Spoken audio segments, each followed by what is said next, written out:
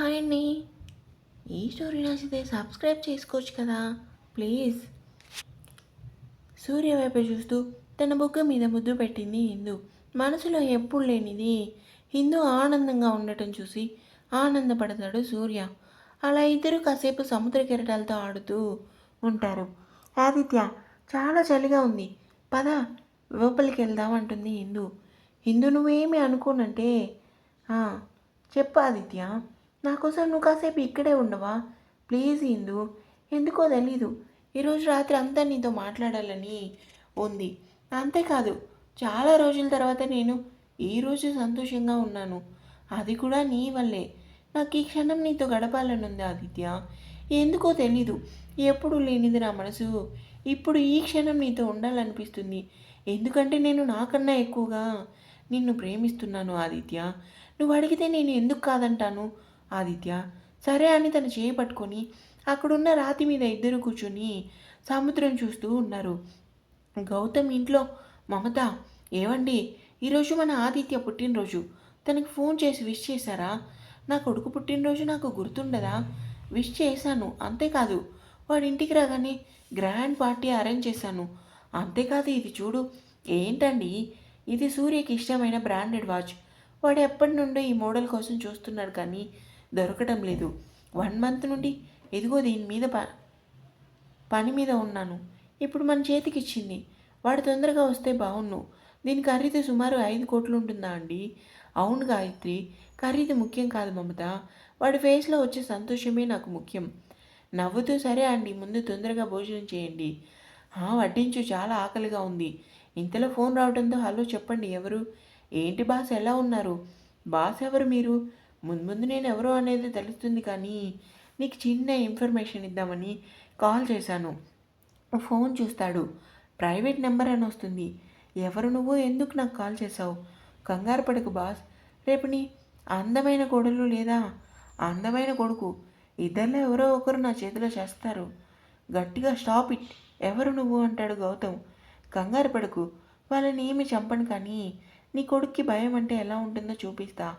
అంతేకాదు, నువ్వే వాడికి విలన్లా చూపించి నమ్మించాను. విలన్ ఏంటి, అసలు ఎవరు నువ్వు అంటాడు గౌతమ్. అనుకోని విధంగా మీ ఫ్యామిలీ వల్ల గాయపడినా ఒక బాటసారిని, ఉంటాను బాయ్. కంగారుగా, ఎవడు వీడు? నా కొడుకు మీద అటాక్ ఏమన్నా ప్లాన్ చేశాడా? లేదు, నేను సూర్యకి ఫోన్ చేయాలి. చా, ఫోన్ కలవటం లేదు. అసలు ఎవడు వీడు? కిచెన్ రూమ్ నుండి వస్తూ, ఏమండి, ఏమైందండి, ఎందుకంత కంగారుగా ఉన్నారంటుంది మమత. చెబితే టెన్షన్ పడుతుంది. ఏం లేదు మమత, చిన్న ఆఫీస్ వర్క్ టెన్షన్. ఆకలిగా లేదు, పడుకుంటాను. గౌతమ్, ముందు చెప్పు, విషయం ఏంటి? ఏమీ లేదు మమత. అయితే భోజనం చేయండి, మనసులో ఏదో జరుగుతుంది. లేదంటే ఈయన ఎంత టెన్షన్ పట్టావు ఎప్పుడు చూడలేదు అని రూమ్కి వెళ్ళిన తర్వాత తెలుసుకోవాలి. తప్పక 2 ముద్దలు పెట్టుకొని తన రూమ్కి వెళ్ళాడు గౌతమ్. హలో సాండి, ఏం చేస్తున్నావు, తిన్నావా అంటాడు ఆకాష్. ఈ టైంలో మెసేజ్ ఎవరు అనుకుంటూ మనసులో ఏమో అనుకున్నాను. వీడు నిజంగానే ప్రేమకైతే ఇలా ఉన్నాడు. హాయ్ చెప్పు అంటుంది. ఆకాష్, ఏం చేస్తున్నావు అని అడుగుతాడు. చాటింగ్ ఎందుకని కాల్ చేసింది చెప్పు ఆకాష్. ఏం చేస్తున్నావు సంధ్య? ఈ టైంలో ఏం చేస్తాం ఆకాష్, పడుకోవటం తప్ప. ఆకాష్ కాదు, కాస్త అందంగా ప్రేమగా పిలువు సాండి. చెప్పు బంగారం అంటాడు ప్రేమగా సంధ్య. అబ్బా, ఏం పిలిచావు, నిజంగా ఏదోలా ఉంది. నవ్వుతూ పడుకో బంగారం, చాలా లేట్ అవుతుంది కదా. మార్నింగ్ ఆఫీస్లో కలుద్దాం. కలుద్దాం కానీ అప్పటి వరకు నీతో మాట్లాడకుండా ఉండటం నా వల్ల కాదు. ప్లీజ్ కాసేపు నాతో మాట్లాడవా? చెప్పు, ఏం మాట్లాడాలో అంటుంది సంధ్య. అబ్బా, కొంచెం కాబోయే మొగుడితో ఎలా మాట్లాడాలో నేర్చుకోవే.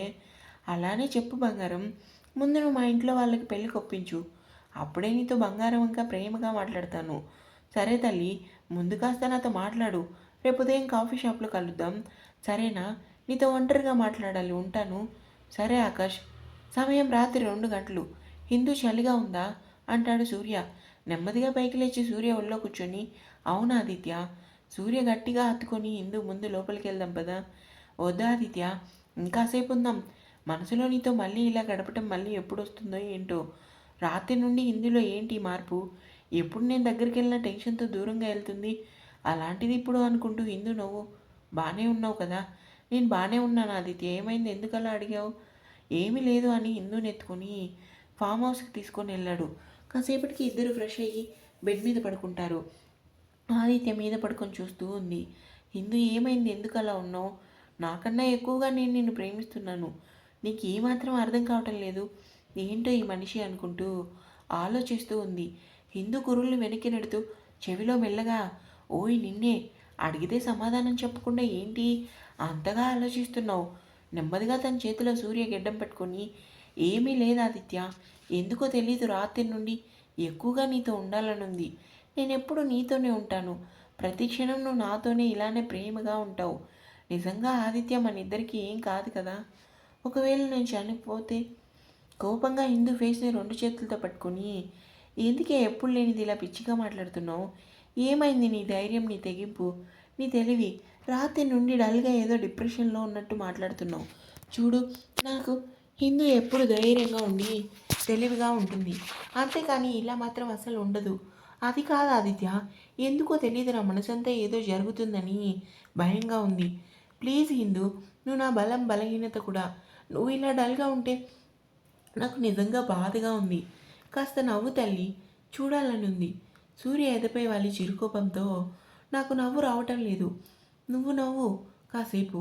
హిందూ, ఈరోజు నువ్వు ఇలానే డల్గా ఉన్నావు అనుకో. ఇప్పుడే మన ఫస్ట్ నైట్. షాక్తో ఏంటి ఆదిత్య నువ్వు అనేది?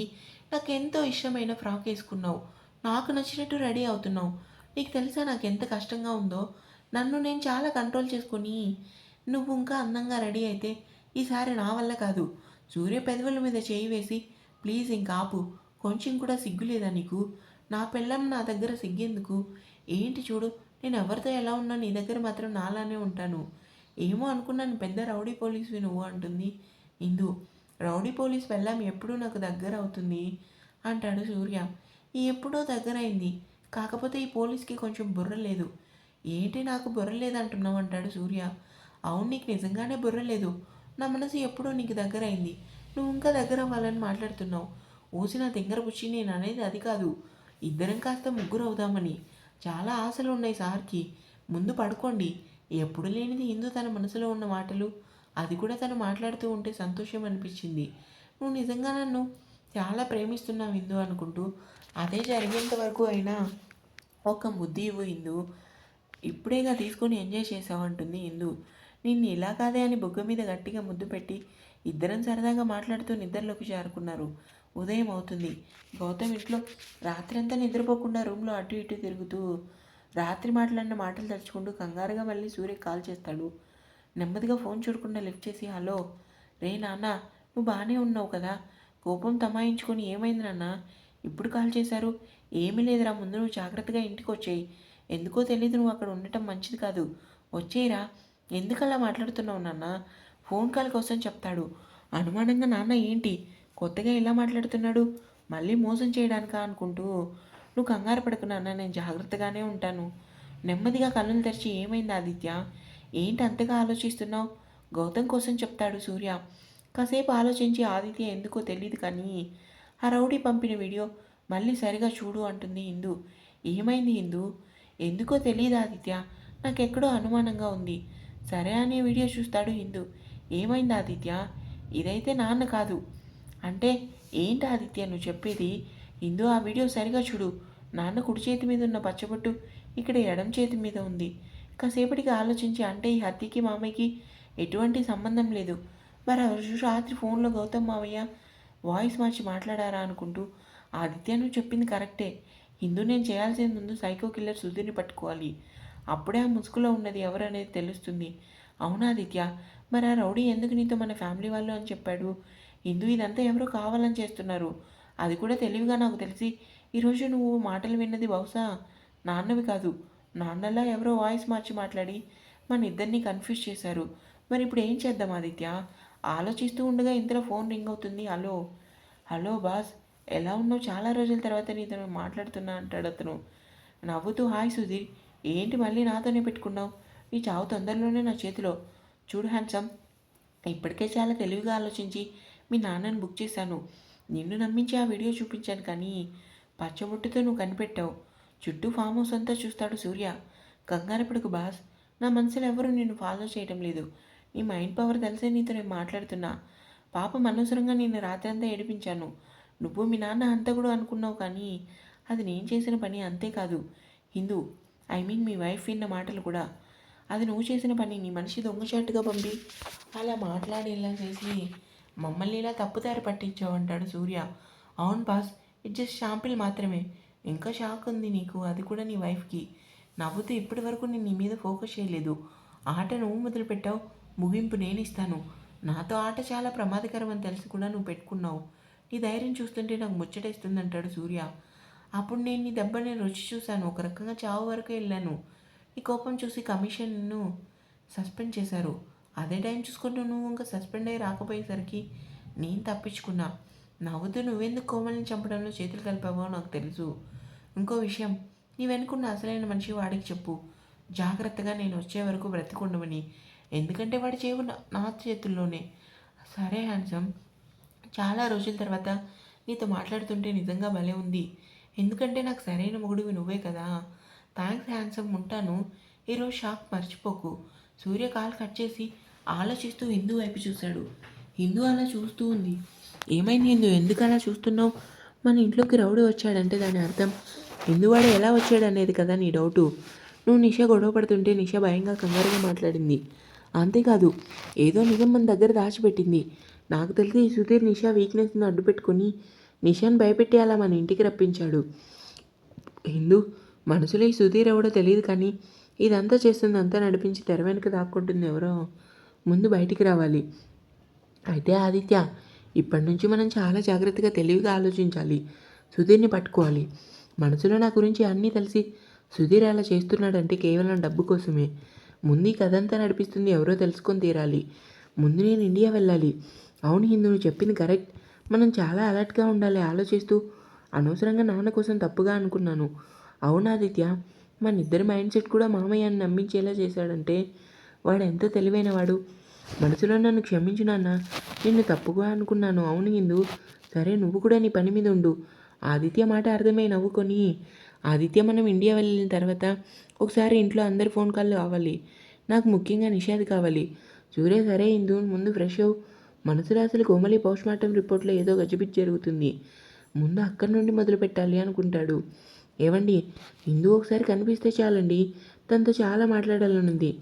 ఆనంద్, హిందూకు వెనక అన్నబిడ్డ కాకపోయినా తనకి ఏ లోటు రాకుండా చూసుకున్నాను, కానీ తను ఎంత నరకం అనుభవించింది. ఇంకా కోమలి కూడా చనిపోయింది.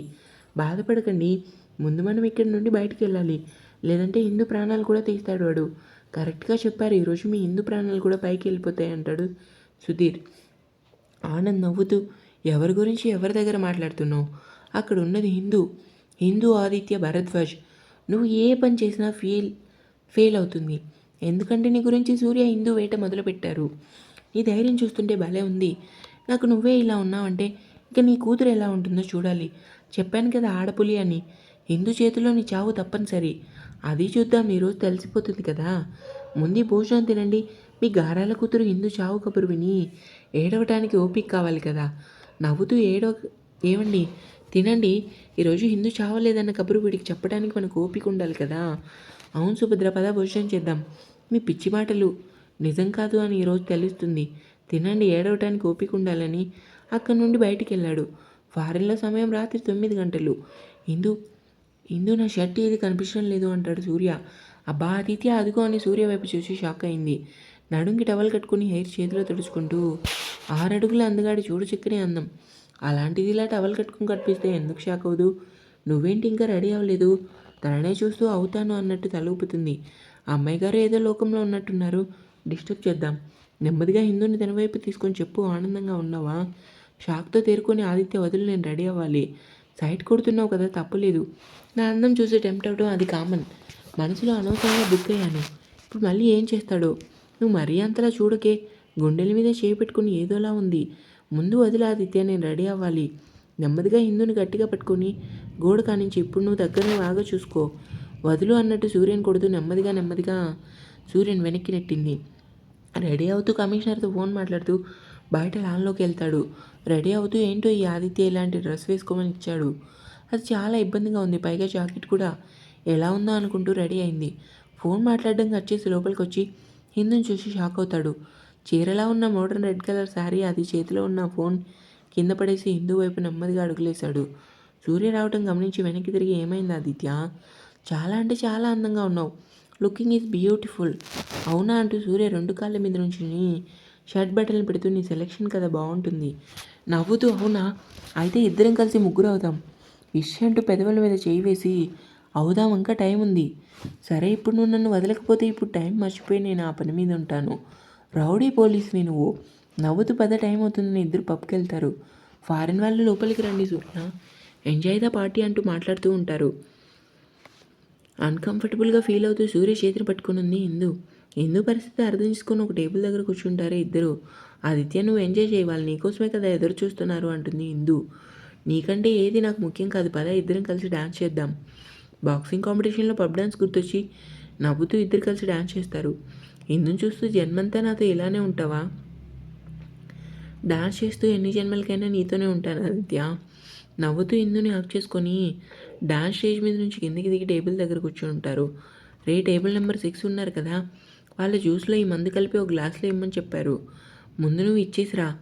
కొంచెం తన మాట అర్థం కాక తను చెప్పినట్టు చేసి మరో జ్యూస్ గ్లాస్ పక్కన పెట్టుకుని వెళ్ళి నెంబర్ 9 దగ్గర పెడతాడు.